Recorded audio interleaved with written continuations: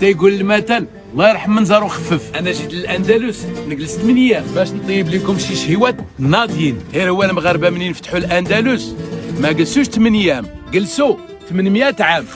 ومنين مشاو خلاو بزاف د الحوايج، منها المعمار ومنها فن الطبخ. دابا غادي نمشيو ناكلو سرديلات جنب البحر.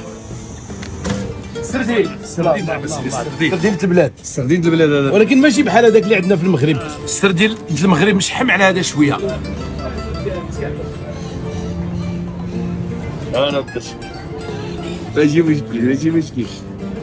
واخا تكون شافت الكوزينه مره غادي تزلق لك السرديله شويه بشويه.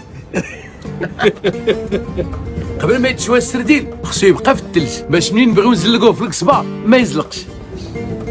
هاي مزيان.